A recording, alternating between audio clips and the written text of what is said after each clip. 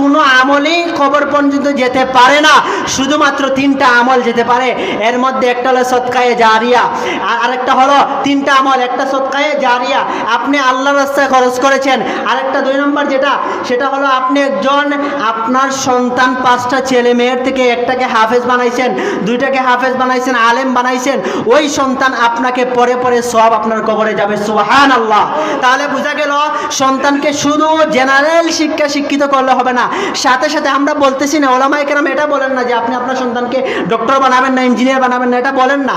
বলেন যে আপনি প্রাথমিক জ্ঞানটা তাকে শিক্ষা দেওয়ার পরে আপনি তাকে অনেক বড় ব্যারিস্টার বানান, অ্যাডভোকেট বানান, আপনি তাকে ইঞ্জিনিয়ার যা কিছু বানাইতে পারেন, কিন্তু তাকে অন্ততপক্ষে প্রাথমিক জ্ঞানটুকু দিন। ইসলামের প্রাথমিক জ্ঞানটুকু তো দিতে হবে। তলাবুল ইলমি ফারিদাতুন আলা কুল্লি মুসলিম, আল্লাহ রাসূলের হাদিস। প্রত্যেক মুসলমানের জন্য দ্বীনি ইলমটুকু তলব করা, অর্জন করা অত্যন্ত জরুরি, ফরজ।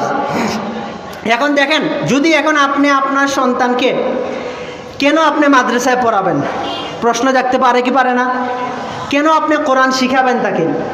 আল্লাহ রাসূল সাল্লাল্লাহু আলাইহি ওয়াসাল্লামের সাহাবী, সুনানে আবু দাউদ, হাদিসের গ্রন্থ সুনানে আবু দাউদের 1453 নম্বর হাদিস, মূল কিতাব, বারবার বলতেছি মূল কিতাব, সুনানে আবু দাউদের 1453 নম্বর হাদিস। হাদিস রিওয়ায়াতকারী সাহাবী عن سهل بن معاذ الجهني عن أبيه أن رسول الله صلى الله عليه وسلم من قرأ القرآن وعمل بما فيه ألبس والداه تاجا يوم القيامة ضوءه أحسن من ضوء الشمس في بيوت الدنيا لو كانت فيكم فما ظنكم بالذي عمل بهذا।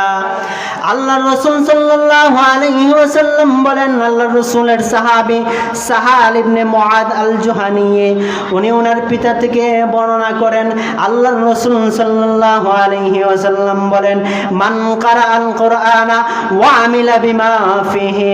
আপনার সন্তান আছে 5টা, কয়টা? জোরে বলেন কয়টা? 5টা সন্তান আছে, তার মধ্য থেকে একটাকে আপনি হাফেজ বানাইলেন, আলেম বানাইলেন।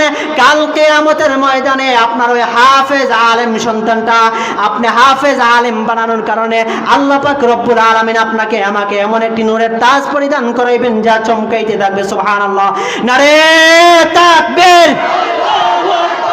আশরাফি ভাইয়ের আগমন, আশরাফি ভাইয়ের আগমন।